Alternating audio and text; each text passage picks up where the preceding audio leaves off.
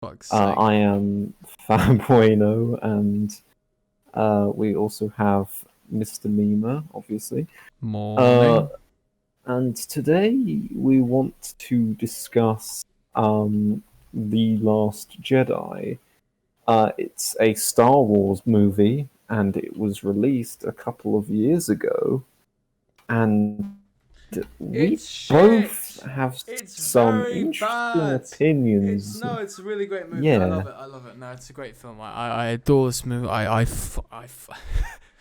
Okay, let me get my passion back up. So we tried to do a recording on this movie, and I was so tired. I just kind of fell asleep on my microphone. So we're redoing it. How you doing? How you yeah. doing, Fabueno? You alright? I'm fine, So thanks. let's talk a little bit about what we both think of Star Wars. I think Okay. we're both in agreement that Star Wars used to be great. Yeah. I think the original trilogy is a good few films. Good. They're good. And the prequels, whilst I agree are flawed, I still find some enjoyment in them, especially the third. There's Really? good things in them, but there's not very much. Oh It's just yeah. that there's so many memes that kind of just Yeah, enjoyable, they're worth just to watching. They're laugh worth at. watching for the fucking memes, man. Just get like drunk or something, or get high, or just get No, high on Monster and just meme. just get high on Monster. Have a fucking Monster energy drink, bro. I don't do caffeine actually. Oh Jesus! I'm Right. very boring. I'm Yes. very boring. Anyway, so the biggest like thing I think we can both agree on with Star Wars is that despite how much we are going to shit on this film and probably the entire sequel trilogy, I do actually think that I want these films to be good. Like I did. Like it's not like when you go Oh like to yeah. Tesco, mate, and you get like the fucking like three like no when you go to Morrison's, mate, and you get like the fucking 13p like pack of beans, like of course they're gonna be shit. It's 13p. Like what the hell do you expect? No, the Last Jedi is like the fucking 2.99 can of extra large Heinz beans you get, mate. Like they're fucking. It's good shit, and you expect it's gonna be good shit, and then it's not. You're like, what? I hope that's a good Well, analogy for everyone who's not it's a British. terrible analogy, but Well, we're English. We can't make analogies to save our. No, I'm kidding. That's like I don't care. Anyway, so yeah, this isn't a very good movie. Well, I didn't like this movie very much, yeah. and It's Fabrino terrifying. doesn't like it very much either. No, I don't But instead like of us it. sitting here and just going, it's terrible, it's terrible, it's terrible, it's terrible, it's terrible, we're going to attempt to try and structure this, even though neither of us have ever made a movie review before in our lives. So Um, let's go. So I think like when I first went to go see this movie, because a bit of background is I really liked The Force Awakens when I first saw it. I had a shit year, and I was like, man, I wasn't hyped for it. I was not hyped for this damned movie. I didn't care. Like for The Force Awakens, I didn't care. I just wanted it to be good, and I thought it was good at the time. I saw it and I was like, holy crap, this is great. The CGI is great, the action's great, the acting's great, the characters are great, the story's great. It's great. Had a blast. I left. I was very happy. I was entertained. It was the first time that I genuinely felt glad to like Star Wars again, because I hadn't seen a Star Wars movie for years at this point. I hadn't seen any of them since I was like really young. So seeing them again now, I was like, whoa, this is really cool. And then The Last Jedi, also I had a shit year, probably one of my worst. And I was like, but this time I was actually hyped for it because the trailers were out and they looked cool. And I think, given the last film, I thought at the time the last film was really great. I thought I was perfectly within my right to be hyped for this movie. And also the trailers looked really good. So what gives? But, we're both in agreement the trailers for this movie were really good. Am I right? um, they were okay. I remember none of the trailers. I remember. I mean, they're all made to entice people. Like, wow, look at this. But eh, I just kind of viewed them on like, I mean, They were they're good at alright. hiding important details to the plot, making you intrigued. Yeah. That's what the Force Awakens and the Last Jedi both did very well. And then the Rise of Skywalker was just like nostalgia. Remember this? Remember when Chewbacca was naked and playing chess? Oh, you remember that, don't you? You remember when that part was my favorite part? Chewbacca, my Yeah. spirit animal. I love him to death. Anyway. Jeez. Oh, Oh my no. neighbors are gonna think I'm a psycho. Oh no. Don't worry, they already think I'm crazy. Don't worry. Yeah, I was genuinely like looking forward to seeing this film. I was like, this is gonna be a good movie. And then I saw it, and I went to see it late at night. It was Christmas, and I was like, this is gonna be good. I wasn't gonna see it right out the bat, but I was excited. I was. Went to go see it with my best man, my dad, and he doesn't really give that much of a shit about Star Wars. And he was like, yeah, he thought The Force Awakens. My dad was the first person who thought Force Awakens was just kind of not very good. Like, even after he saw it, when he first saw it in the cinema, he was the only one out of all of us who didn't think it was a great movie. And he kind of maintained that opinion all throughout the time when the sequel trilogy movies were coming out. So I kind of got to Your give him dad is massive... a very smart man. Yeah, got to give him respect for that. He didn't fall for the hype. Not that, he would, I expect, because he doesn't really care that much about Star Wars anyway. But, it doesn't matter. Very smart man. Yes, but I was very hyped for it, and I went and saw it, and there were so many points in this movie when I was like, yes, this is going to be great. This is going to be great. I was expecting it to, like, to blow me. Oh, fuck, that came out right. To blow my mind, when you shoot a zombie in Left 4 Dead 2, mate, like the fucking head explodes, like bang. I was really expecting this movie to like blow my mind or something. I really was, because you know what, man, I was like, as long as there's good twists, as long as there's good acting, as long as there's some good things in this movie, even if it's not the best film in the world, I want to enjoy it. And I think, like, there were some points in this movie when I was really, like, into it. But then it's, like, all those moments where I was like, yeah, this is going to be a great scene, this is going to be a great twist, this is going to be a great reveal. They just kind of weren't. And I remember leaving it, and I felt like, wow, that was not a great film. It was very disappointing. And I was like, and I remember thinking, like, a few things. I remember thinking, like, what the fuck was the point of that? What was the point of that? I hope that we're both in agreement over that. I'll wait for Bruno. The film Had some bad. issues. Well, yeah, but when we both left the film for the first time before we really looked at it again. Yeah. I from the outset, I was just, I needed some time to first gather my thoughts. Then I gathered them for the first time and thought, well, it's a 50-50 movie. 50% is good, 50% is bad. Then, as not too much time, I started to develop the feeling that this really is not a good film. It's really not that good at all. It took much longer for me, actually, because I remember enjoying it. I did enjoy it, and I enjoyed Force Awakens so much. I thought Force Awakens, up until like last year, was a really great film. I didn't like that. Somewhat relatively soon after I saw it. I mean, I remember seeing it again, a few months after first time I saw it, and just thinking to myself, you know what? This film is actually not good. It's boring, and it's just a retread of,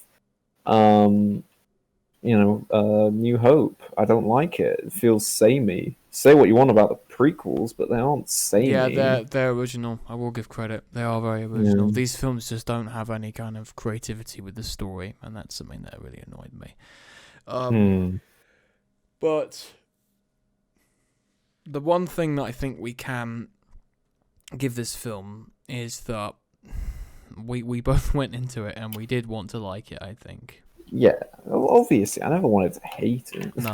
And I think this film does have a lot of good things going for it. That's one of the reasons why I, for so long, was like, no, this is a good movie, because there are so many things about it that I think are good, or at least I did think were good. But as time's gone on, much like you, I have looked at this film and thought, no, this is just not a very good movie. This is pretty crap. I would not rate. I don't like this. I wouldn't rate. It sucks. Anyway, so yeah, so I think initially I had some criticisms for it. Funny criticisms as well that we'll get into later, but you know, we both didn't think this was a great film. I wouldn't have given it anything higher than a 6 out of 10 if you'd asked me like 4 years ago. I think it's 3 years ago when this film came out. If you asked me like back then, I would have said it's probably like a 6 or a 5, maybe. Now I'm like, this is like a 3 or something. it's bad. So Yeah. let's talk about let's actually skip forward in time now to the best year of all time, 2020. Oh yeah. I love 2020. It's a great year. If you like being shut in your bedroom. Oh yes. And the virus, COVID-1. Anyway, so let's talk about good stuff. Good stuff. I don't know. Say something, but I know I'm gonna fall asleep. Again, right? Okay. Excellent. Well, good stuff. You want me to say something good? Oh come on! About- There's more than just something good about this film. There is. Well, the actors tried their best. Yeah. The cinematography is pretty good. The color scheme, the red is pretty good, but yeah. So yeah, Some that's sort of the tangent. That's sort of the thing we're getting into now. So let's skip forward in time. And good stuff. Yeah. Okay. I think that this movie, and I'm gonna sound like a technical twat here, but I think from a artistic direction and cinematic vision, I think this film has had some noble intentions. Out of all the films made in this series, the new films, I mean, maybe minusing out possibly Rogue One, I can say that this film was the film that was made with the intent to be more than just, hey, look, money. Like, they tried. It tries to have deep themes about failure being a great teacher, and about how like people can't let go of the past and stuff, and how some people just, you know, are consumed by hate and can't be saved, you know, yada yada yada, all this shit. And I give them props for trying to kind of play all the typical elements of a Star Wars movie, but do something different. Like, this film has like connections to real life in it. But, like, they're really terrible Canterbite stuff, but we'll get into that later. But I mean, I'm talking like, you know, like the fuel conservation and stuff like that, and the kind of like the attempts to try and take sort of modern-y stuff and put it in Star Wars, which again we'll talk about in a bit. But I people always use the themes of this film to defend it, and I can't deny the themes in this. The messages are really good. I do like the message, but that doesn't dissuade the fact that, like, here's the problem, and I'm gonna say this because I'm gonna use this argument when talking with anyone about this film and other films as well. Themes aren't good storytelling. No. Yes. Impact hit. My parents are going to think I'm destroying my desk. No, but themes, like, just because your story has themes doesn't necessarily mean that, like, the rest of it can make sense automatically. Like it's The Last of Us 2. Yeah. No. Like that game has the theme of revenge is bad, and they use that to sort of people who will defend it will use that theme to justify the plot not making any sense, and that's the same thing here. Why does nothing make sense? Because failure is the greatest teacher. Oh. Well, this film's failure taught me, you know, a lot of important messages and lessons about screenwriting, because this story fails. There we Hey, go. maybe this film was good. The theme worked The completely. theme, yeah, the theme is like whoa, but I don't care if the actual substance built around because the theme is like what you throw. A theme is like in a story, and I'm gonna sound again like a technical twat. Fucking loser. Is sorry, that's just my roommate, Mr. Gay. He's calling me a loser again. Anyway, so he no, it's not Mr. Gay like you think. It's Mr. Gaye. You bloody judgmental out. No, fuck. Oh, No, but Jesus. him and I both think that the problem with this film is like the problem with using the themes to defend it is that like you need to make a good make the film make sense before you can hang themes above it. Like when writing a story, you do need to think about theme, but you also need to think about substance. You know, you can't just have really abstract like, oh yeah, the message that failure is bad. Like you need to actually have like more than that, and this film doesn't have more than that because the story's crap. But you know, there's a long ass tangent. Go on, say something. I'm gonna pass out. Nice. Yeah, theme isn't everything. Obviously, you need to actually have good stories to put prop themes upon. Good stories with good cinematography, good Yep. characters, and But yeah. things that do make sense. So that's sort of my tangent, I guess. And like, yeah. So I think this film has good themes. I think the cinematography and the usage of the color red to kind of represent the movie's kind of central theme, failure of red. I like that a lot. The visual effects are absolutely spectacular. And, you know, they kind of need to be for this film to work. Otherwise, the film would just be like it would fail, and everything. So the cinematography is great. The music, I don't remember specific pieces from this aside from a very select few, but it is good music. I will say music is good.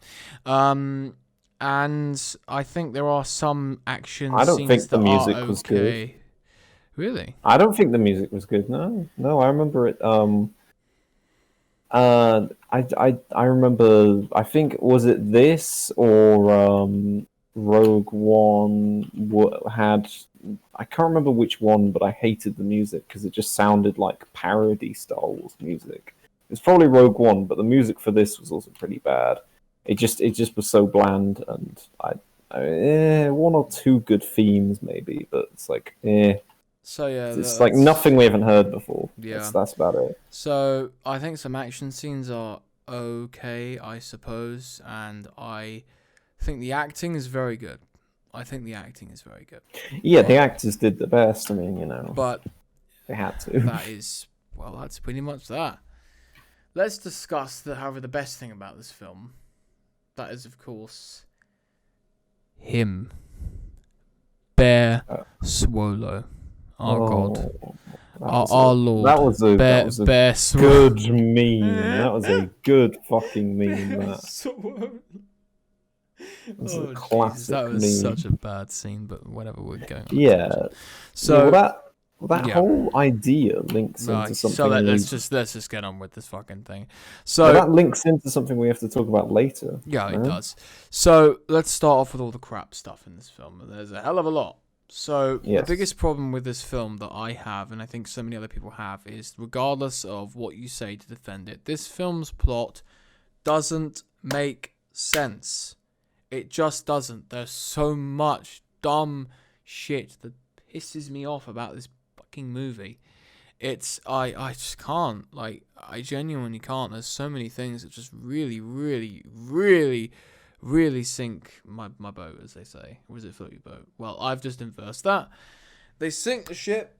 They annoy me. They make me feel a bit aggravated and just a little bit annoyed, mate. So, yeah. So, what things do you think about this film's plot make no sense, Mr. Fabueno? Well, just everything, but Be specific, fuck's sake. God, just characters' decisions, and Yeah, just first, the fact that the resistance just seems to completely disappear. I do Like agree. they just go from Yeah, something that felt like it was yeah. If we felt like it was the rebels, but then it just turns out to be a yeah, tiny force. if we're going through all the things in this film that don't make sense, let's just start from the beginning. One thing that someone did point out to me when I first saw this film was the fact that, like, how did the First Order find them on this planet? That's the first of one many major plot holes that are in this movie, because in the beginning of the film they find them when they're on the planet, and I'm like, how did they find them? They mention in the film that they were in hiding from the First Order, and them coming out to attack them in the open exposed their location. I don't know what exactly that means. It's like, How? how exactly? I mean, does that implies the First Order was in complete control of the galaxy? But we know they weren't in The Force Awakens, because there was the Republic in the first film, The Force Awakens. So what the fuck? So does that mean that the First Order took control of all the galaxy, minusing out the Republic in the first, the first one, Force Awakens? Mm. But it doesn't make sense, and I don't understand why the fact that they use that as an explanation. It doesn't make sense. Like, if there was a mole in the Resistance, I think it would have solved like 25 to 35% of the plot holes with that opening. Because it's like, who leaked their location? The mole did. How'd the First Order find them in space? Oh, the mole told them about it. It's like, come on, there's actually more than just 25%. There's so many things that could be hung on there being a mole in the First Order has. Because then it's like, okay, that makes sense. Yeah, it makes sense. Yeah, it makes sense. It's a little dumb, but whatever, fine, I'll buy it. Hmm. Like, I am willing to I'm willing to give things a chance, as long as there's like some attempt to explain things that's more than just whatever. Like, a lot of things that I think are really good where there's a bit of silly logic, but as long as they try to explain it, I'm like, yeah, okay. But how the First Order finds them is never explained beyond that silly line of dialogue. And then we of course have the very strange opening scene where they have the bomber ships. Now, everyone and their mother has already gone on about these bomber ships, but I think the whole sequence focusing on this random chick who later turns out to be connected to fucking Jar Jar Shrek, or whatever the hell her name is, Rose. Rose's Shrek. sister, I did not care or feel any emotional attachment to her at all. I'm like, why is this character here? Why are they focusing on her? Why should I care? Why does she have no dialogue? It doesn't matter. The bombers themselves, they're very slow. They're very inefficient, but we don't care. People have already talked about the bombers. I don't give a shit. I just have to say quickly, what happened to the Y-wings? That's what like loads of people said as well. It just no, but here's the thing. It's like they've Disney have made like a cool. You remember the cool wool from Top Gear? Remember that? Really? This is an old reference, but it was something they used to have in Top Gear. Was they took cars and they like had the cool wool, where it's like, really hot, it's really shit. If it's Sub-Zero, then it's cool as fuck. It's a good car. And I think Disney did this with spaceships, and they on Sub-Zero they placed the X-wing, and they said the X-wing, yeah, best ship in the whole galaxy. Let's just put it there on Sub-Zero, but let's make a few additions. Let's make a few visual modifications. Let's make it a bit different. Yeah. And then they took the Y-wing and put it in really hot because they thought it was. They just suddenly thought, it's shit. I do think it's but it's like they just completely disappeared. You don't see them. You don't see them anywhere in the new films, and it just confuses me because they're so functional. They work perfectly for this kind of world. Yeah. Whereas the slow ass World War II bombers. Yeah, it's a tiny little thing, but it does. Yeah, but these tiny things just annoy me. It does grate me a bit. I do agree. I think that's a very strange. I don't mind that much, but as long as the bombers are efficient, but they're not. Yeah. But the major problem I have with this entire movie is the entire chase plotline is fundamentally fucked, and by that I mean it's broken. Like, yeah, let's go through all the problems. So the Luke Luke and Rey on the island. I'm gonna be generous and actually say that part of the writing does make sense. We know how Rey got there. We know why Luke is there, even though the reason why he's there is shit. But yada yada yada. How she gets there, why she's there, it makes fucking sense. Bravo. It made sense. Although it makes no sense why they wouldn't send like Leia. Yeah, of course. She'd probably want to see her brother. You know. I'm gonna be here for hours and I don't care. I want to go play Overwatch. So let's just give them a point for that. Okay. But the chase plot line is just broken. So let's go through this, shall we? So they jump to Lightspeed. This crew of 3 ships. And then the First Order tracks them through Lightspeed. Now, when I first saw the movie, I assumed that the big, huge hyper cruiser thingamajig had actually come to the planet where the lot were, or some shit like that. I assumed that they'd that had appeared or had been in the background while the First Order attacked the Resistance base, and then the Resistance escaped, and then it had caught up to them. Because that, I guess, might make a bit more sense. But no, there's just this huge, huge ship that's the biggest ship I've ever seen in my life or something, just appears out of nowhere, and it's they tracked us through light space? How? And it's first of all, why are you assuming that they tracked you through is it light speed? Yeah, light speed. Why have you assumed that we tracked us through light speed? That's such a crazy assumption to make, because this ship didn't follow you through light speed. If one of the cruisers had followed them through light speed, or if that dreadnought thing or whatever it's called, the Supremacy, had actually appeared on the planet where they were in the beginning, then I'd have been okay, so there is a bit of evidence to suggest that it can track them through light speed. But no, it appears out of nowhere. Now, what I think any person's logical reaction would be to that would not be to assume that they've been tracked through light speed, but would be to assume. And I tell you, if this happened in any other Star Wars movie, this is what they would say. They'd say, we must have a mole or a spy or a tracker on board, because that makes way more sense. They did that in the original film. They do that in the fucking Star Wars games. That makes total sense. I tell you what, if Leia had said that out the bat, I'd been yeah, that makes sense. If that had been the plot, that would have made sense. But no, she just assumes that the First Order tracks them through light speed, and it's fucking why? You have no evidence to base that on whatsoever. None. The first thing I would assume if this ship came out, I'd be there must be a tracking device or a mole on board who's leaked our location or something. And if they couldn't find any evidence of all of that, then I'd assume they could track through light speed. Come on, really? What a strange thing to make an assumption of. That's the big thing in this movie that kind of really annoys me, is they make assumptions based on just no evidence. It's like fucking conspiracy theorists in 2020. But, so why don't you go on, because I'm going to rant a lot, Mr. Fabrano. Give me some things you don't like about this plotline. Lightspeed tracking. Obviously.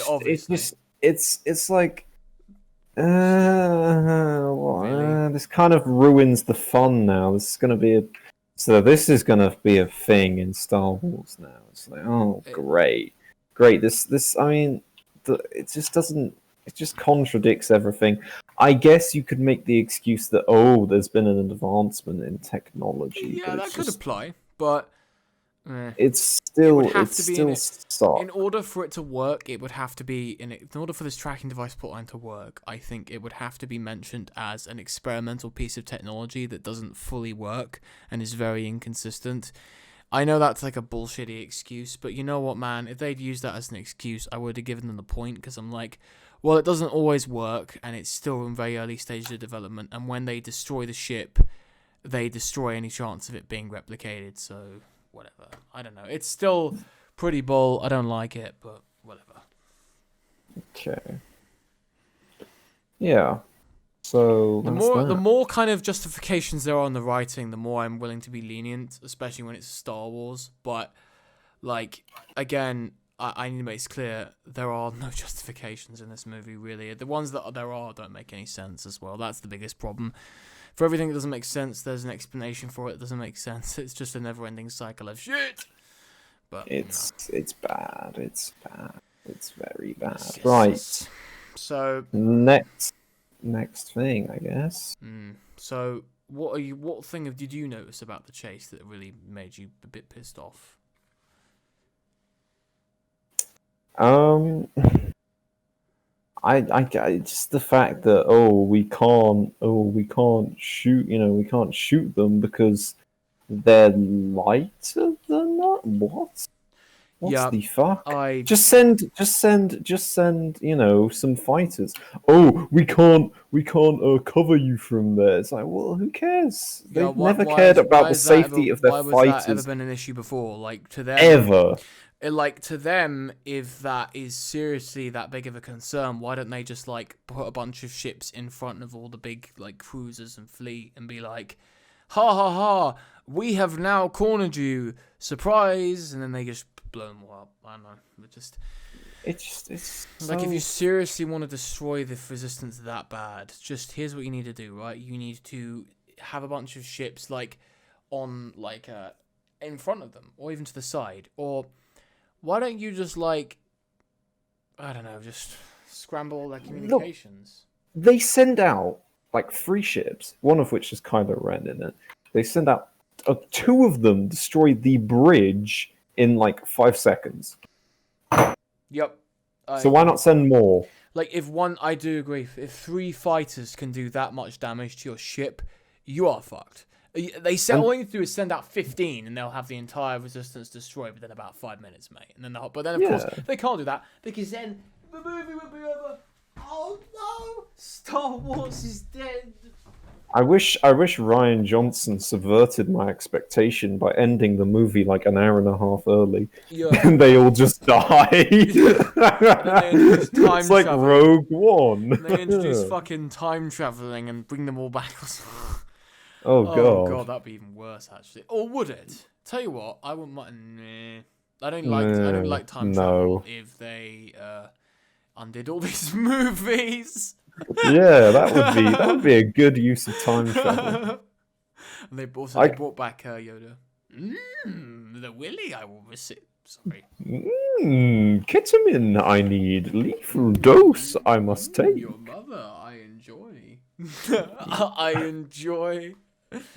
Alright, so I just want to talk about the fucking shit that happens on the island. Just the absolute... We'll get to that. I want to talk about that, but we need to kind of just keep this a bit consistent for Bueno.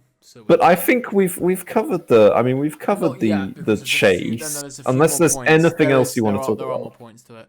All right. Go on. Let's get these points out of the way. Next point is why does Finn assume that there is a tracking device on the ship? Like, I know he says he does janitorial work there, but like that's the only reason why he actually knows of the tracker. And it's like, how would he know? Like, is it like public knowledge within the First Order? Like, if you're a First Order recruit or whatever, then they all know that this tracking device is on the ship. Does he know that? Because if he does, fine, I guess that's an explanation. But the whole plan they have to go on the ship, disable the tracking device, and bugger off out of there is built on so much kind of like them just relying on, like, they rely on the fact that they'll have 7 minutes to get out of there and get to an escape pod and escape, and they rely on Finn just knowing, them being able to get to the control room and disable it successfully using a hacker, even though trying to break onto the head ship that is like 15 times the size of your average Star Cruiser is probably going to be a really, really difficult task, like retardedly difficult. And they're just like, yeah, just 3 people are going to do it. Okay, mate. And then they're going to do it. And they didn't even plan how they're going to escape until like they're on the ship. It's like, why wouldn't you...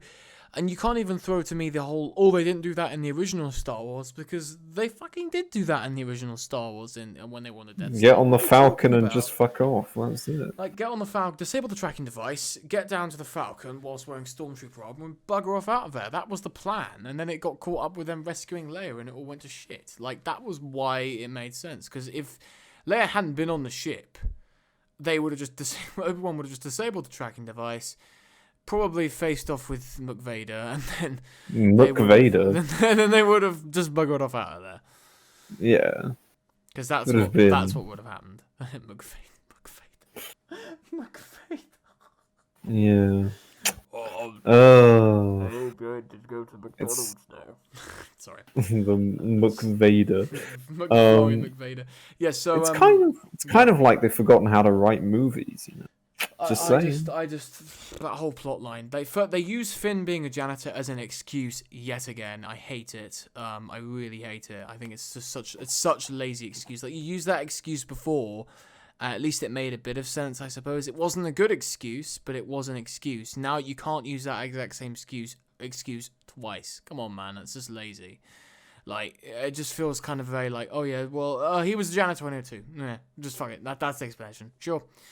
Yep, makes Also, sense. Yep. inconsistency is the fact that he reacts with surprise to the fact that the First Order can track them through hyperspace, even though he should know that they can do it because he knows about the tracking device. Or I think in the film, actually, unless I'm mistaken with this point, and I might be, I think him and Rose deduce that there is a tracking device on the ship and that they can disable it, but they have no evidence at all to back it up. They like do some fucking Sherlock Holmes detective shit and deduce that they can disable the tracking device, and it's like, okay, and then they get like a visualization hologram of the ship showing exactly where this tracking device is, and it's like how did they get that hologram? Like what? So does that mean they can scan ships and actually see the interior of the ship? Because I feel like then if they could do that, then why couldn't they just show where this tracking device is to like maybe like, Holdo or something and be like, this thing is going to track us. Sorry. And it's like, nope. Okay, Oh fine. no, but Holdo won't listen to anyone. Oh no, but Holdo's not going to listen to anyone. So let's go on to the next thing that I hate about this plot line. Her name is Admiral something Holdo. She is the worst character I have seen in a movie in a very long time. That's a lie, but she is a terrible character. And I hated her when I first saw this film, and I hate her now, even more so. I hate the fact that she is... I hate how weird she looks. This is going to sound a bit mean, because I'm not dissing... Why is an admiral wearing a dress? That's very weird. Everyone else is wearing combat gear, even fucking Leia, I think. Every woman is wearing combat gear, every bloke's wearing combat gear, even the droids. And she just walks in wearing a bloody nighty fucking nightgown or some shit. And has her hair done in this really like she looks like a fucking guardian angel or something. Like she looks like Mercy from Overwatch, but it's really weird. And she has this really silly like neck scarf on, and it's like, and she has purple hair for some fucking reason. And all I thought of when I first saw this movie was that she was a purple-haired fucking SJW. I just thought, yeah, this is an SJW. What the fuck? Oh no! Look, I'm not saying you can't have dyed hair in a Star Wars movie. Obviously, every woman born after 1993 have dyed hair and charged. I'm kidding. We're not sexist on this show, but I did think it was a little like, what the hell? Okay, fine, she has dyed hair, whatever. But like, is she a good character? No, she's a terrible character. First of all, we learn nothing about her. This is something that a guy at my college said to me. He said, we learned nothing about her, really, beyond she fought in some war sometime, mate. And I'm like, yeah, that's a fair point. She just comes out of nowhere. It's like, who is this character? Why should I care? And then the first act that she does is she talks down a character that we know and like. Because I like Poe. I think he's a decent character. At least I did. I don't really think he's given much to do. But he's a likable character because he's charismatic. Yeah. He's like Han Solo. Everyone keeps chastising him for doing the right thing, which just makes any sense. It doesn't make any sense at all, because it's like, this is a character that we like, and he's being put down by this Admiral character who's fucking... whose dialogue is written like and looks like a fucking like SJW stereotype, and I just thought to myself, this character is just detestable and I hate her, and I'm not on her side at all. And so when they kind of pull the 180, I was like, I didn't know what to feel, but I didn't like it. That's the thing. I think that was supposed to be like, you don't know what to feel about this character. Oh, but it's like, yeah, but I didn't like it. Like, it doesn't matter like whether she had a plan, because she did. It's like, her plan is terrible. What is her plan? It's fucking awful. Falls to shit, really. It really does. It's absolutely embarrassing. Also, she just doesn't tell anybody anything. First of all, she doesn't tell anyone for no reason. There's no reason provided at all. None. So Poe is perfectly within his right to question her authority, and he even literally gets on his hands and knees and begs her to tell them that they have a plan. And she responds with some bullshitty quote like, "When I served under Leia, said hope was like the sun." I'm like, shut the fuck up. What is the fucking plot? What's the plan? Why are you feeding us window dressing, you bloody loser? Just tell us the damned plan. All you need to do is say, there is a plan, or we are working on a plan, and he would have been like, okay, fine.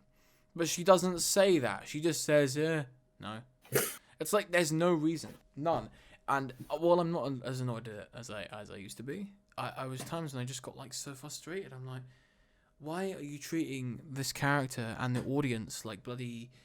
like babies and sheep? Why are you doing this? There's no reason for it. There's no reason in the writing. She doesn't even like have a good reason. If she suspected Poe of being a spy, it would make sense.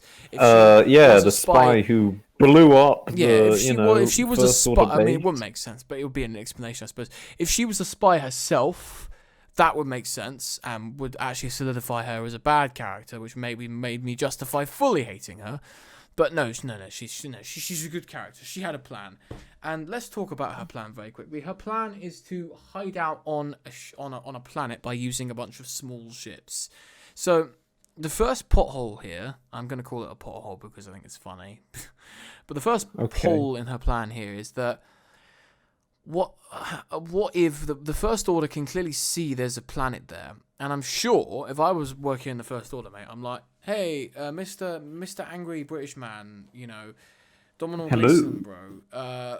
Domhnall Gleeson, bro. There's a ship there. There's a planet down there. Don't you think they might try and hide in it? And then he's like, oh shit, yeah, we should probably send down like a squad just to go and check.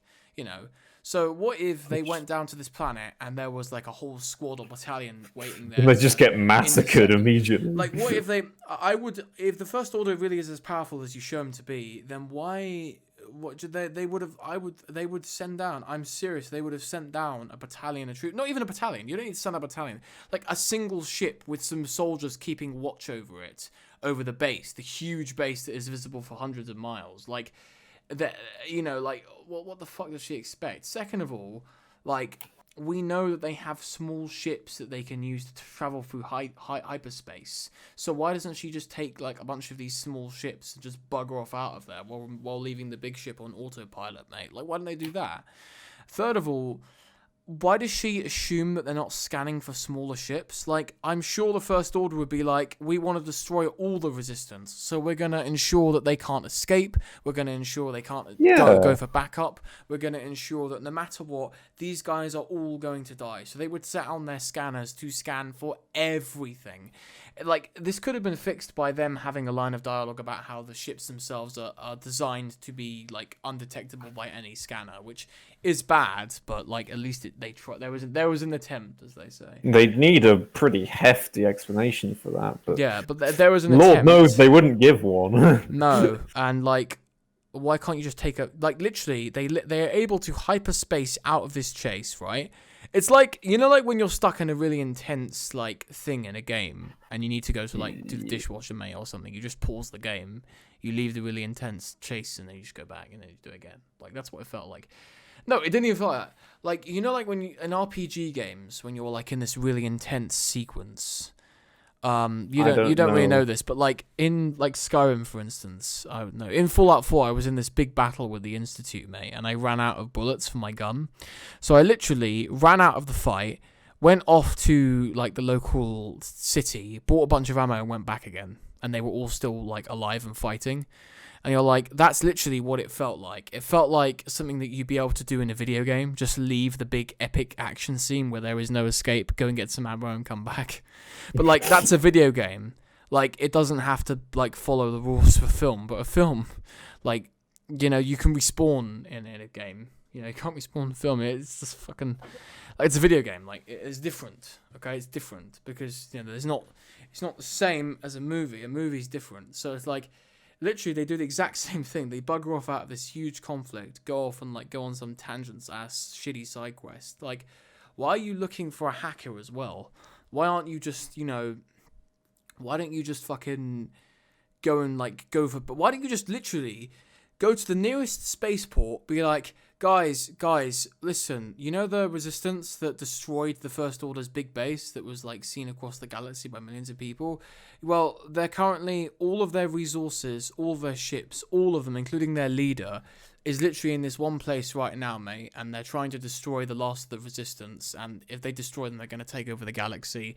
Oh, by the way, they're all of them are in this one place. So we got both the resistance and the First Order. So, you know, why don't you just take a huge armada of people and just go back, mate, and just like literally that's what they do in the Rise of Skywalker. Like every single person just goes and fights the thing in the end. Like they could have gone off and done that in this film. I swear to God, they could have gone for backup. Well, they could have gone anywhere, mate. Well, they say, "Oh, were we cool?" But no one listened. Yeah, it's like, well, why don't you go somewhere? Well, instead of calling them, why don't you just take like a bunch of people, put them on a bunch of ships, and just why don't you take like your top tier generals who you know can continue, put them on a ship and just fire them off out there, and then leave the rest of the people to hide out on the planet, and then leave like one person in charge of the ship just flying off aimlessly? Or why don't you just jump to light speed again, because the film says they can do that again, and in the time of space that it will take the First Order to track you and catch up with you, you send off a bunch of ships in random directions, which will confuse them. There are so many things that they could have done, but no, they just decided to hide out on a planet because some woman with purple hair thought it was a good idea. Like, okay, fucking hell, I'm gonna be, oh, Jesus, this is just turning into me ranting about this film, honestly. So. Well, no, it's good. It's good. Go on. You do a bit of it because. Okay. So the chase makes no sense. Absolutely none. Going to that planet makes no sense. Nothing but we know makes any sense. I would like to talk about the bits with Luke on the island. Boy, Luke. They did him dirty. They did him. No. He had a shower in the movie, mate. Sorry. Fuck off. No, that's a terrible joke. Go on. Continue. Yeah. It's just so stupid what they did with his character. It's just like it's this bad. I think one of the great things about Star Wars is it can be it can feel timeless. It can feel quite timeless, and trying to make this stupid, pessimistic kind of like view of Luke is basically just trying to like put Star Wars in the in the 2010s where everything is shit and everyone's unhappy and everyone's miserable. It's like, oh great, thanks. That's great. That's not gonna destroy the film, destroy the whole universe, destroy the character, destroy my like of the film. Well, it is. I do find it very dumb how in the last film that we've canonically seen him, he went out of his way to save his father, who literally was like the second most evil person in the universe. But then in this film, he tried to murder his nephew and then went and hid on an island. Like, really? That's very, very inconsistent. You need an entire, 2 movies worth of character building to get to that point, and they skipped it all. What have you said? It's a stupid. It's another thing I found. That was from Twitter. Discord message from my thing. People watching this, don't worry, you don't have to check Discord. Anyway, go on. It's just done so bad. Why? I hate Rian Johnson. Just what he's done. No, what he's done is just so bad. Because then this will get removed from fucking YouTube. I don't care. I say what I like. Okay. No. I don't care. I'll say what I like. I just hate what he did. I hate what he did. It felt really selfish to just try and do. I will do say that. I think he let his. I don't hate Rian Johnson. I'm sure he's probably an okay bloke in real life, and I think I didn't mind Knives Out. I thought it was okay. I thought Looper was okay. I haven't seen anything else. He did some episodes of Breaking Bad, which are very good. So I don't think he's terrible, but I think he views himself, and this is something you should never do, he views himself as an auteur, whereas instead of someone like Christopher Nolan, who I think he kind of wants to make films, he wants to be like Christopher Nolan. He wants to make big budget Hollywood films that are also like art house movies and stuff with deep themes about life, and it's like, okay, fine, but the problem is that unlike Christopher Nolan, he doesn't like really, he's not very good at writing said ideas, and he Christopher Nolan doesn't think he's an auteur, he just is, whereas Ryan Johnson thinks he's an auteur, which means he isn't. That's the difference. I'm not saying that I think Ryan Johnson is a terrible guy and a terrible, horrible hack. Fuck him. No, I'm not. I'm just saying that, like, dude, you can make movies with good themes, but you need to value the substance of the story over, the theme. Please. Yeah, it really does feel selfish what he did, though. I will say it was his approach to the response to the criticism of this movie was very selfish. I didn't like that at all. Now let's talk, of course, with the character of Luke being kind of very inconsistent. Let's talk about bad characters and inconsistency before we can wrap this up before this reaches the hour mark. So, the first thing that I have with this movie that I really don't like and really rubs me up the wrong way. Yeah, that sounds a bit odd. But yeah, I really don't like this movie's characters. Like any of them. Yeah, let's just get into all this shit. So we have the lead, of course, Miss Rey Skywalker. Fucking Mary Sue. Sorry. Yeah, the oldest joke in the book now. Yeah. It's sad because I did like this character. Like, I liked her in Force Awakens. I'm not gonna lie, I did actually quite like her in Force Awakens. That's gonna like, I don't like her anymore, obviously, but I did. I kind of found her sort of, this is gonna sound, but her sort of bubbly innocence kind of personality I really liked. And I liked the fact that she was this really young, naive woman who was like a Jedi. I thought, well, this could be like a really interesting approach, because I remember Luke was kind of like that, but he wasn't like her, where she's just kind of very sort of like, oh my god, really? This is insane. This is crazy. This is happening. What?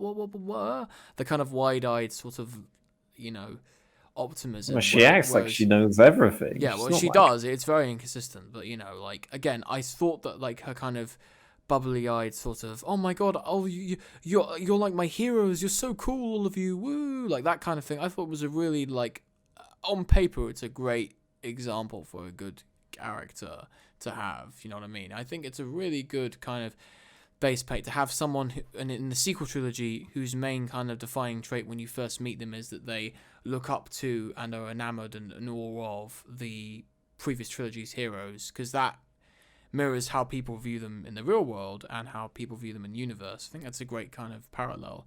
Of course, they throw that all away in this film, but and in Force Awakens, to be fair.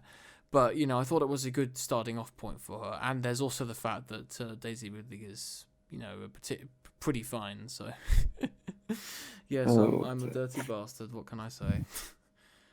Come on, man, come on, she is, like, the first time we've seen a live action female Jedi, like, I'm minusing out the ones in the prequels, but they all have like really weird hair and shit. Like, come on, that is worth 1 point. No, it's not. The attractiveness of the cast. Yeah. Okay. The China criticism. Fucking right. Criticism Okay. in China, they said none of the actors were attractive, which is very mean. Because I don't agree with it, obviously. But to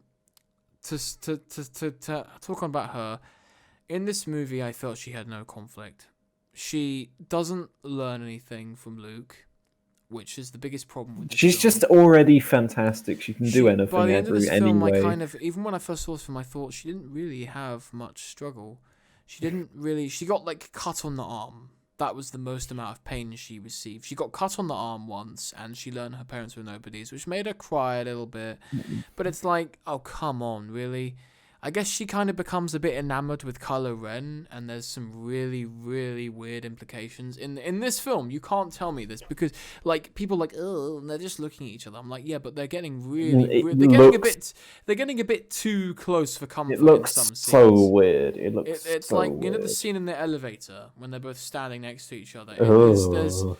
some there's very strange kind of tension they're trying to build between these two people, and I'm like, why the It's fuck are you trying to very build this strange. tension between in the last? Why are you trying to do this?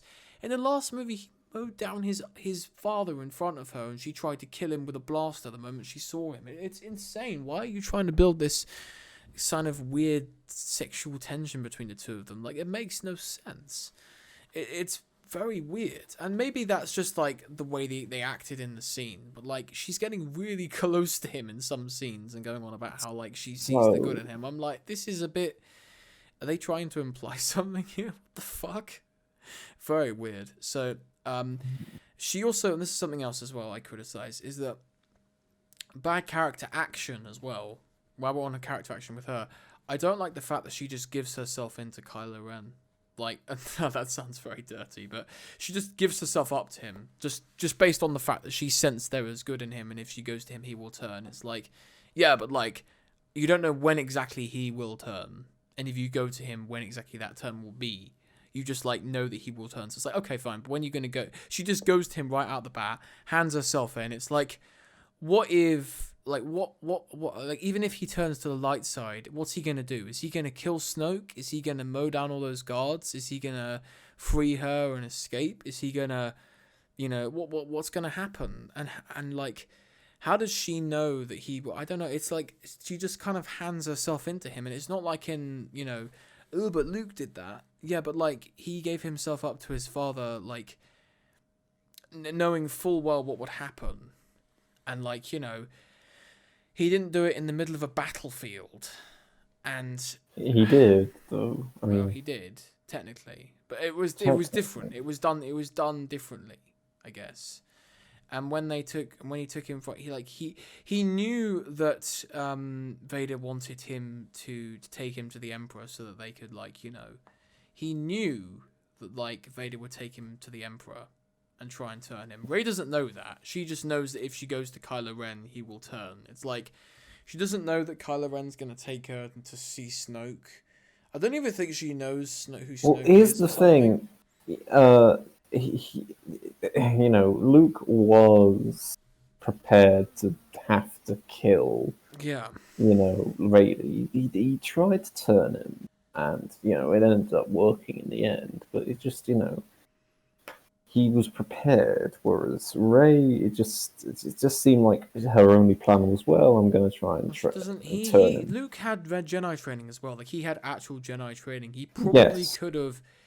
He probably, like, I'm not saying he could have killed the Emperor, obviously, because the Emperor would just been like, no.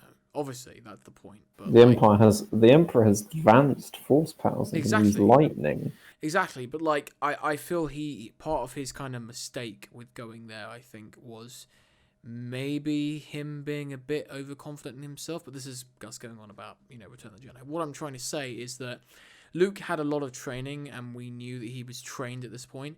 Rey, I never got the sense she had any training, and she just gives herself up to Kylo, and then they just like, he turns, but not to the light, which is also very inconsistent, because what is his motivation anymore?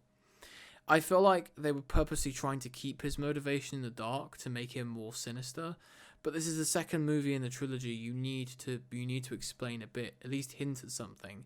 But no, he kills Snoke and usurps the throne, but it's like, why? He becomes obsessed with trying to kill and tear down everything and remake it all from the ground up. It's like, why? What realization has he come to? Like, it's very strange. It's so inconsistent, basically.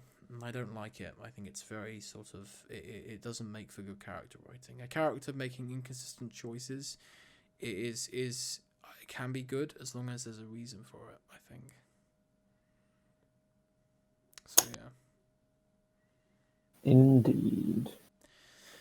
But So, I guess that's sort of like Rey's thing. Let's talk about Kylo Ren then. Again, like I said, inconsistent. I really think he's the most inconsistent character in this movie. I think what drives him, what his motivation is, should have been explained properly, but they don't do it. So I don't know what else I can say.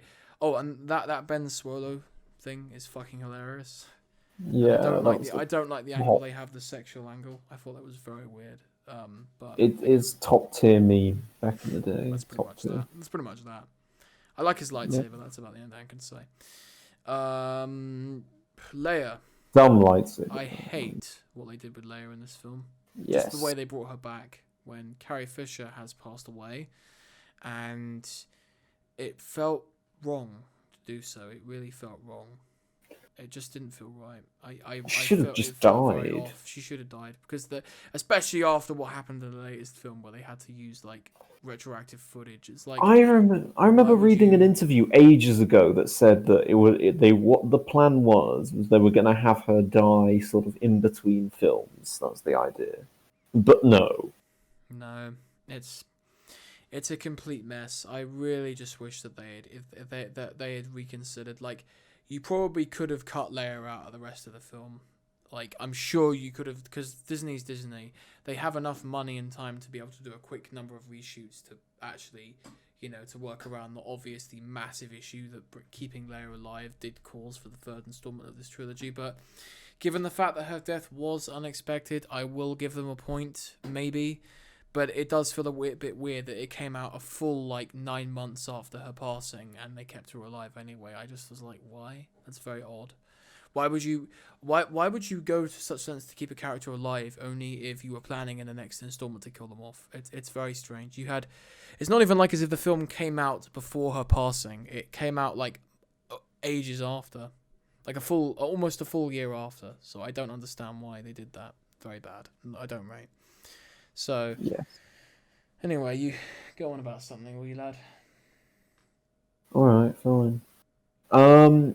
So we've gone over some characters that we disliked, gone over the issues with the events at the island. I'm going to get a few characters that I don't want to get out of the way.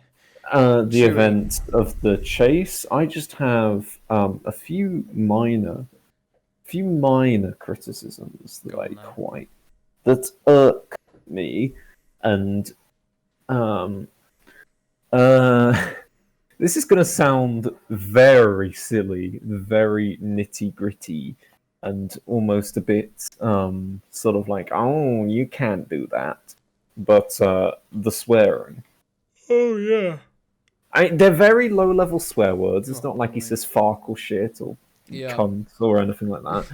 It's just he says "damn" and "ass," and it's like these words don't exist in the Star Wars universe. Also, has anyone ever referred to minutes as minutes in Star Wars? They say they have 8 minutes. It's like, really? I've never heard minutes used. I might be wrong. I genuinely might be with that, but I don't think I've ever heard them talk about time in that way in Star Wars before. Yeah, it just seems like they kind of dropped the whole sort of aspect. One use of bastard, 2 uses of hell, and 1 use of big ass. I mean, hell is all right, but damn bastard and big ass. Bastard? That's a very strange. It's weird. They use fuel as well, and fuel swearing and references to time in the real world. It's like, what's the point of doing that? It was very weird. I don't know. That was my Discord again. Sorry, everyone. Yeah. I guess I don't rate that at all. I don't like it. So it just takes us out of. It's like, no, you shouldn't say that. This is Star Wars. It's a kind of mystical. They say when they want to sort of offend somebody or just say the kind of swear word, they just make one up or something like that. It just doesn't work. Also, another thing, I've mentioned this to you before, but during the absolutely stupid throne room battle, which there's a very good video by a channel called Robot Head where he looks at the fight. I don't really like Robot Head very much, but I will give credit. Why? The fight itself is bad. Yeah, he did a good video on why the fight sucked. I quite like those videos. All I right, don't go really on. have Go any on. issues Just go with on. them, Let's. Yeah. but there is just one bit that nobody talks about that pisses me off is the fact that some guy, so one of the throne room people, who, by the way, none of them have like a reason to fight. They just do, really. It's like, why? But one of them like falls into an electric shaft. It says and explodes into tiny That felt pieces. like something out of a Tarantino movie. It was very That strange. felt somewhat disturbing. Like we're supposed to believe that's humans under there. It's very That's weird. incredibly violent, borderline. That's very, very, very like on the border of what you can show in Star Wars. I know there's no blood, but it's still the idea is disturbing as fuck. It is. I will say. I will give. I will say something. Like again. People are like, are you sensitive to violence and swearing? I'm like, no. But in Yeah, Star no. Wars, like the most violent things that happen in Star Wars have never been on that level. I guess maybe when Anakin got burnt, it was pretty fucked up. But like, Well, come yeah. I on, mean, man, there's. really? I mean, when Aunt Beru and sort of Uncle Owen they got burned. I mean, you can sort of see their skeletons, but Yeah, that's but it's quite. very hard to see. Oh, pardon me, sorry, everyone. I'm tired. It's very hard to see in that scene. I will say. Yeah, it's quite. It's very brief, and you don't see Yeah. it happen. Okay, so let's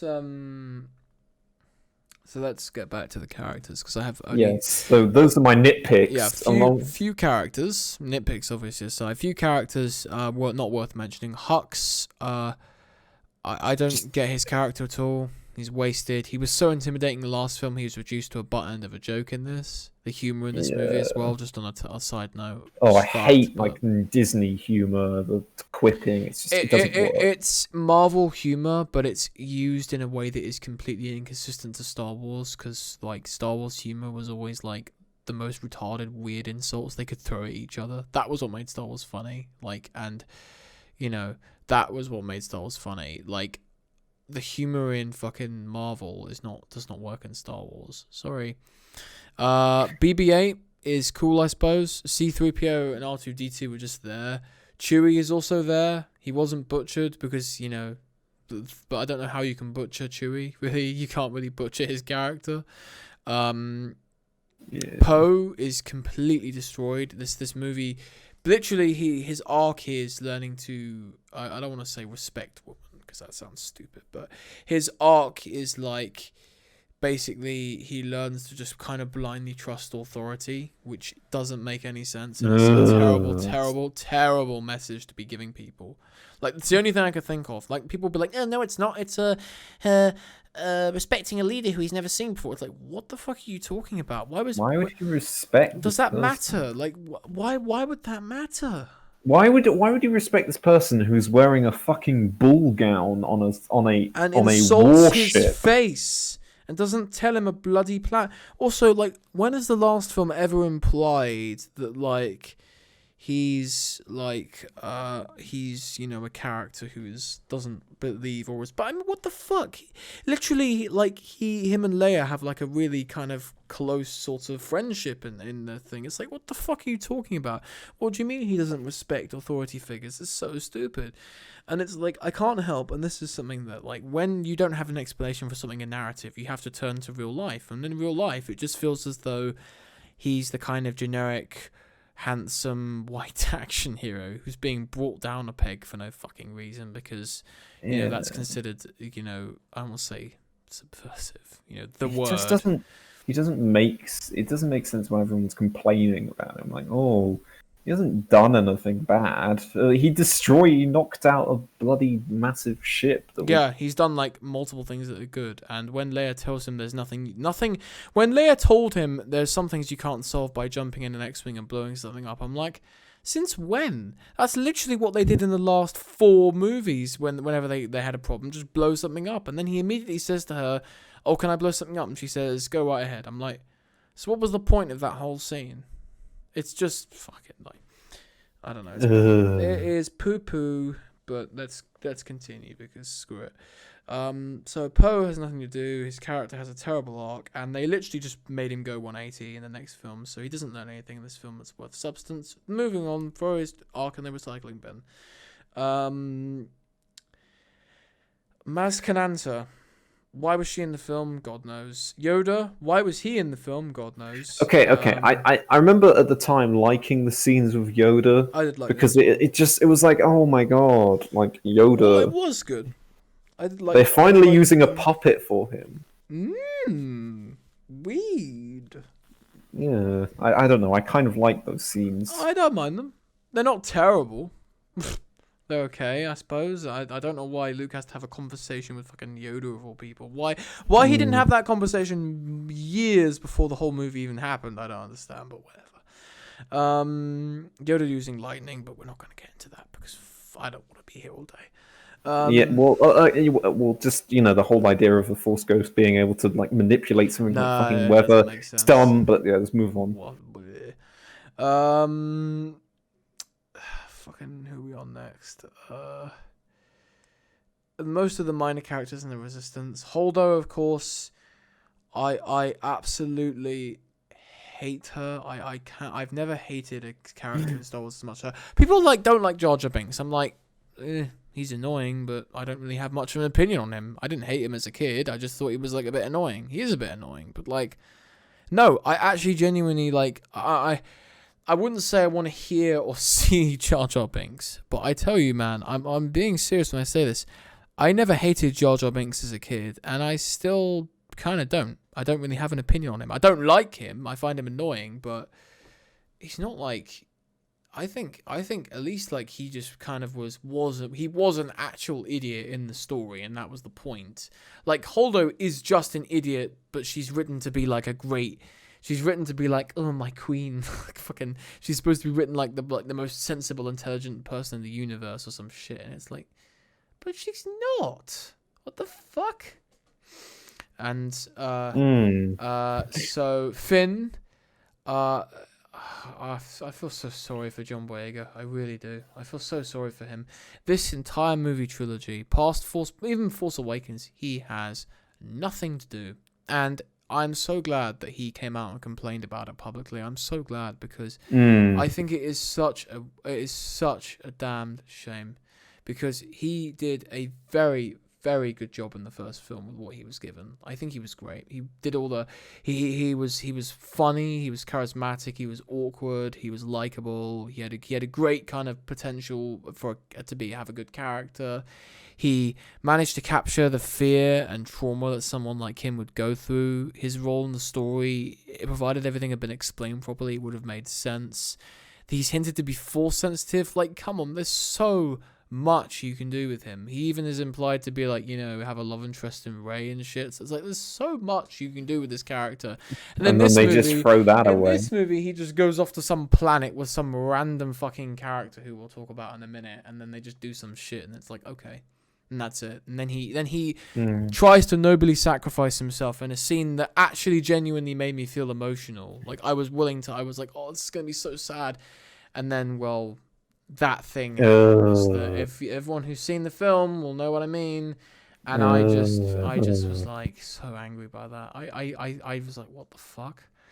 So let's talk about probably the worst character in the movie, and for the special honors of this, I'm actually going to get up a picture of this character because I do not enjoy this character at all, but I want to make it something very, very clear. I have absolutely nothing wrong with the actress in real life. As a matter of fact, this is something that someone did notice, which I thought was very interesting. Which is, why is it that Rose, the character we're talking about, of course, everyone knows her. Why does she look so weird in this movie? And what I mean by that is like her hair. Her hair is really strange. It's all like sticking out and everything, and fucking. Like, do you know what I mean? Like she's sticking. Like, look at this photo of her that I have. I'm gonna put it in Discord. Let's have a look at the photo. Discord. Hang on. Look at the photo. Right. Like, what is that hairstyle? It looks terrible. It's just ooh, it doesn't look very good. And then you look at her pictures of her, like, in real life, and she looks like fine. She looks very nice actually. But then you look at her in this film, and she just looks weird. Yeah, this character. I'm just gonna put her on the screen because screw it. This character is fucking awful.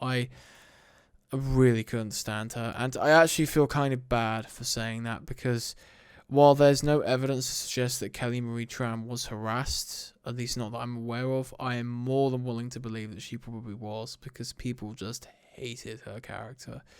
And I did hate her character as well, but no. Well, I the want character is terrible. I want to go off on Terrible. one about her character, because I think I will, but I'm just going to say that I do feel sorry for her, because she was given the chance to be in a Star Wars movie, and she just played this fucking joke. She got given the worst. She played this joke of a character who should never have even been in this movie in the first place. She should just not have been in this film from the start. Not at all. No.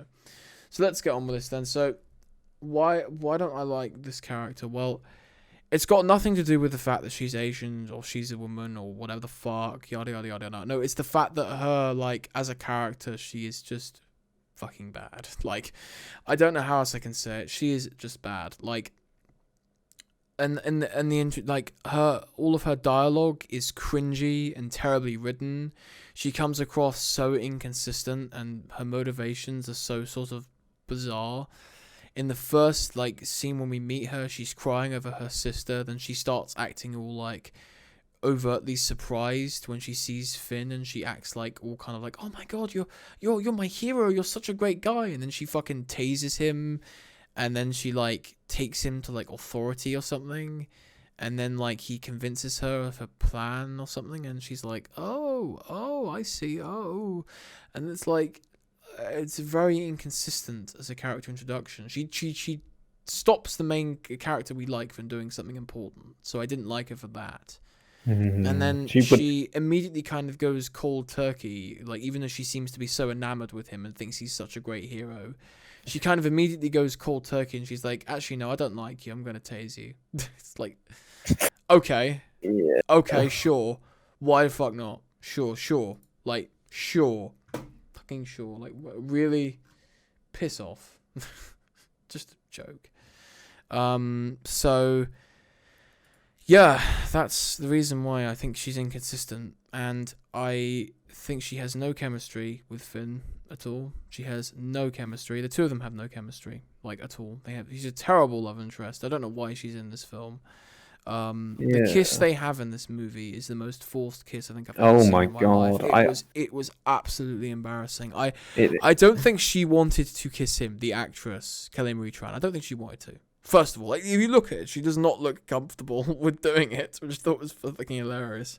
He doesn't look like, comfortable. He just looks confused. No, he just looks like, what the fuck? She, honestly, it's like, she just should have let him die. Honestly, it would have made his character a million times better. She had nothing to do, but, maybe this would be better. I just don't know about her. She's just already a bad character, but this would maybe fix his character. I'm just saying, if he just, gave his life for this whole thing and actually solved the issue, but no.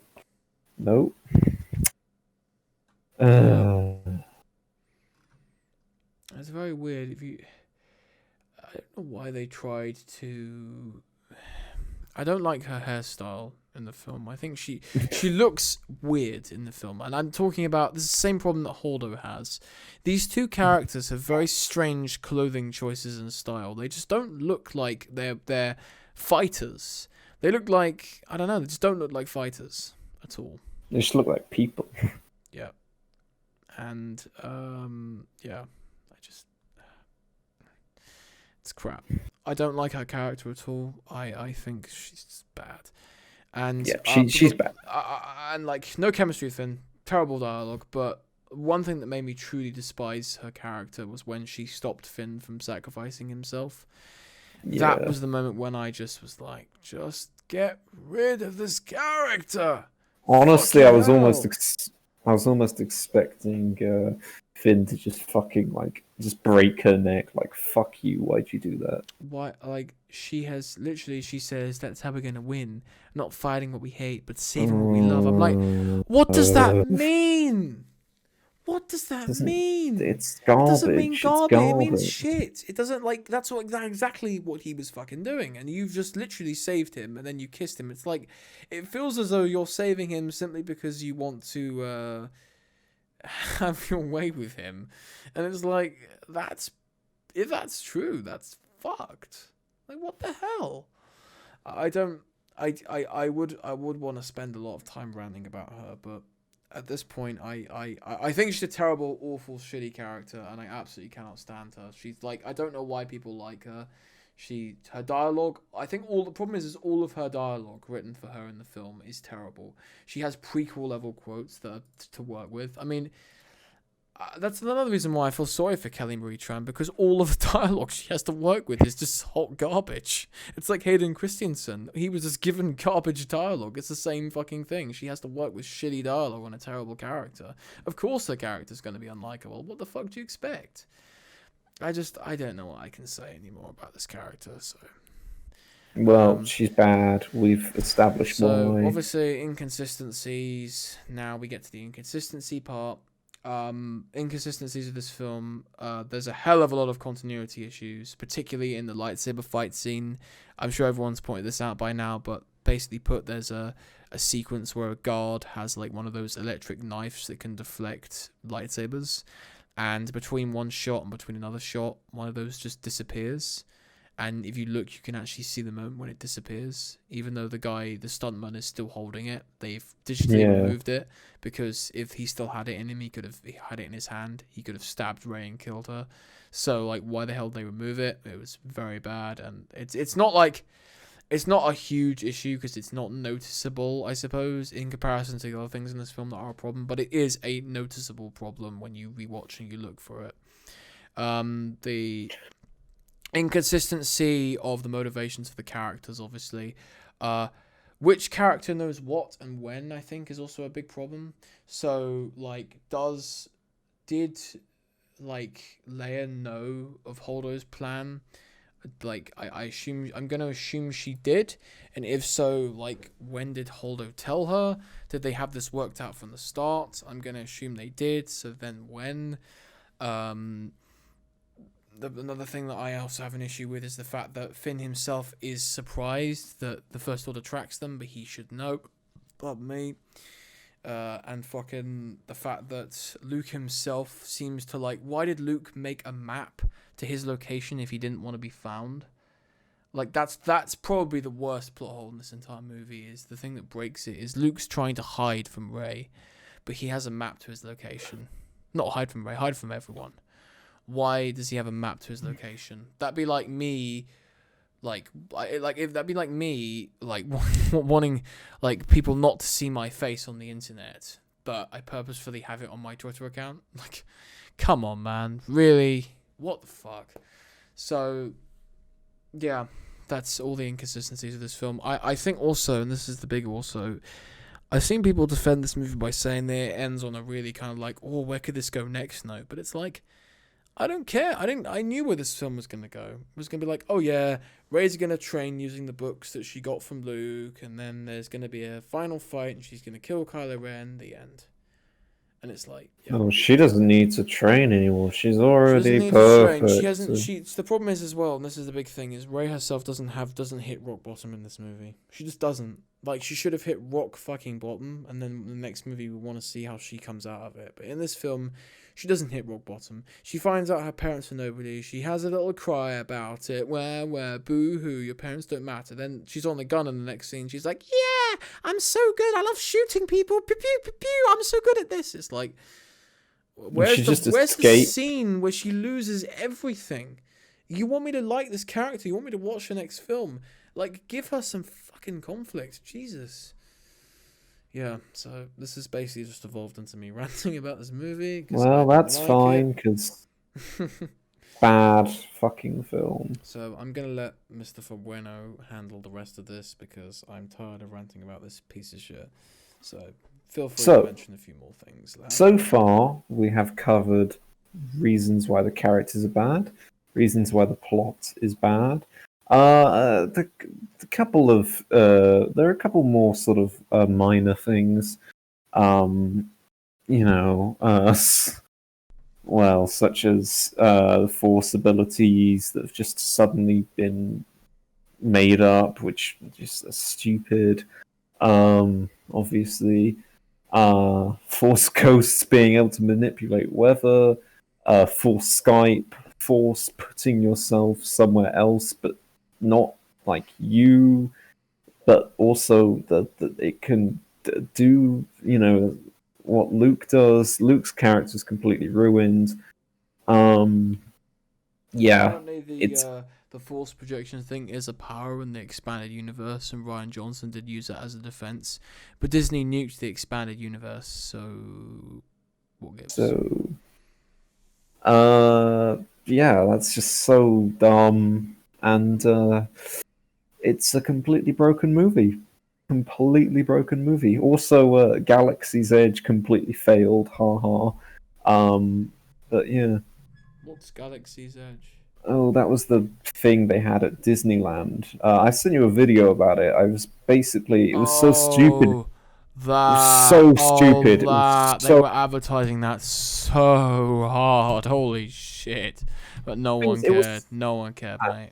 so bad because it opened with one ride that was a simulation. A simulation ride in California. There's too many of those fucking things. Sorry, I'm a theme park enthusiast at heart, so I know my shit. There's too many of those fucking things in California, and they're all bad.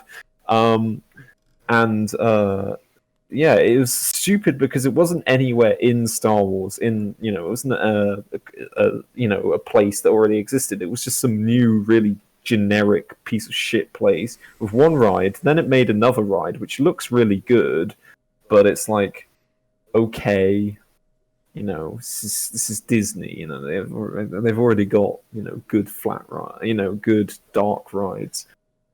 It's just really bad. It failed. Hmm. It failed I guess. massively because all there was to Yeah. do is just two. There's like two rides and some shops and some shit that nobody cares about, Yeah. and that's it. And everything costs too much as well. I guess this does lead us into why the hell we talked about this film. We just didn't talk about the sequels as a whole. And here's the thing: Force Awakens, we both don't think is very good anymore. I don't think it's a good Yeah, starting off I point for the I thought it trilogy. was. I think it's boring. I It's think it's bad. just not very good. I don't think it's terrible, but I don't think it's very good. Yeah. This film I think is bad.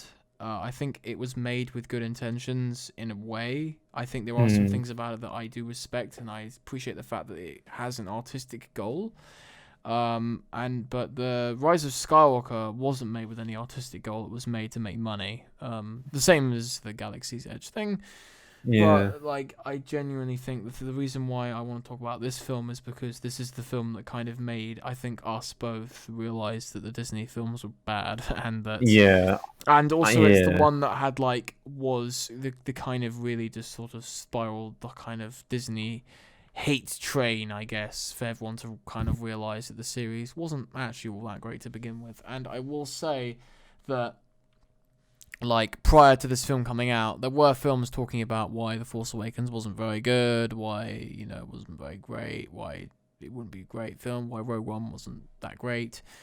But, it didn't really take off till this film came out. And I think Yeah. this This was film the. plays a pivotal role in kind of shaping that. So, in a way, I kind of respect this movie for the kind of thing that it did. But holy fuck, is it a bad film in some ways? Yeah, it's depressing that this can just this can. I It mean, is. most people can just watch it and be like, "Yay, Star Wars!" I fucking hate. I mean, I've spoken to you about this already, but I just hate like mainstream kind of crap like I don't agree with this. that statement, but I do think that this film, I find it very strange. I find aspects of this film to be very weird. For instance, the fact that the director Ryan Johnson was able to have 100% creative control over everything, and that to me really reads off as suspicious. And I think people should have made more of an outrage about that, because here's the thing. I'm not political. Let me make that very clear. I am not political. I don't care about politics. I don't. But the amount of weird kind of political things there are like that. There's that whole anti 1% message in the whole fucking Canto Bite Oh, scene. doesn't make any sense because it's Holdo, anti. It's Holdo, Disney. Holdo. Yeah, exactly. That was like, what the fuck? That's like, I don't It's know. Disney. Why are they making a? Why are they making That's an like anti that's like a 1% homeless message? person criticizing homeless people. It doesn't make sense. Like people, that's like I don't know. It doesn't make sense. Um, like, and then the whole Holdo thing, not telling Poe her plan. It seems as though like she's like, oh, you have to trust us. There's like all these kind of things in the movie where if you look at it from a certain angle, you can kind of see the. I don't want to say. I don't want to say. Thank God she killed herself. I don't. Yeah, I don't want to say that. I don't want to say you can see the politics, but you can. You can. You can. Like, why doesn't Holdo tell her plan? It's because he's he doesn't trust her. He doesn't believe in her because he's sexist and dumb, and he disrespects people in power who are females like Leia. He needs to be taught to respect them. It's like, what the fuck? What? And and then the whole reason why Rose is even in this film, it feels as though they were trying to pander to China. And given Disney's record of doing so, I'm not surprised. And I don't know. When you can't find good reasons within the movie, you have to turn to the kind of logic the writers were having. And when the logic of the writers, especially with Disney being who they are, is modern politics, you can just be like, well, they put Holdo in because she's, basically a strong, independent woman who female don't character. need no man. I mean, Kathleen Kennedy herself has gone on record and stated all this stuff publicly, so it isn't even conspiracy theories at this point. It's been legit confirmed that this is part of her ideology, and I think that is... The Force is female. It's for everybody. I don't want to say this, but I think it is despicable, because I think what she said is so idiotic. She said, like... I don't feel I owe my male Star Wars viewers anything. It's like, what are you talking about? What do you mean? That is just sexism. There is no way around that. That is just sexism. Like, imagine she said, like, a guy said that about a woman. Like, that is... I don't own the female viewers. It's just sexism. That's so unbelievably idiotic. And, and she just, the whole Force is female thing, even though it's, for everyone, whether you're a boy, a girl, a male, a female, a fucking, I don't know, a dog. Like, the Force is supposed to be everything. Why does it have to be gendered? I don't get it. I don't like this, and I bring this up not because I'm political, but because it being. Oh, Murray, I'm not political. Oh, I'm not political, but it feels so forced, and it takes away from the story. It does, and when it takes away from the story, that's when I'm gonna have a fucking issue, mate. So it's like Star Wars is very simple politics. Authoritarianism bad. That's it. So this is the end of our review. It is me, Bane, and I do not like The Last Jedi very much. It nice. Darkness, and it only uses the darkness to its advantage. I was born in it, molded by it. Fucking. Stop Bane posting. This is 2012. Okay, well. You're a big guy. For you. If I pull that mask off, will you die? Well, it'll be extremely painful. You're a big guy. Do you like The Last Jedi? Not really. I found it to be an incredibly unsatisfying movie. Nice. Right. So Bane doesn't like it, and my roommate doesn't like it. You don't have a roommate. Stop being schizophrenic. Fuck. Oh no. We're only joking. We're only joking, boys. Don't get offended. Where does guys? Please tell me, where the hell does my girlfriend go when I take my schizophrenia meds? I mean, come on. Sorry. I'm not funny. I know. Oh, for fuck's sake. Sorry if anyone's listening to this who is offended by our jokes. And yes, shut up. We don't care. We don't care. We're not racist, not homophobic, we're not straightophobic, we're not biophobic, we're not Minecraft phobic, we're not logic phobic, we're not notch phobic, we're not Windows phobic, we're not Mac phobic, we're not phobic. Fuck off. This film isn't very good. Goodbye. Yes. We have Goodbye. explained why it is not Go very good, sub and to that is the end. Fabueno. Sorry for me ranting a lot, but I don't like this film very much. Every frame of piss take will return in the next episode whenever we decide to film that. It won't. Goodbye, dear viewers. I will won't. see you all in the next It meme. won't. It just won't return. Hasta la vista, baby. Good night, What are we gonna do if Vienna. we stop Go talking? get out now whilst Oh, well, that's nice. Thank you for watching, and bye bye.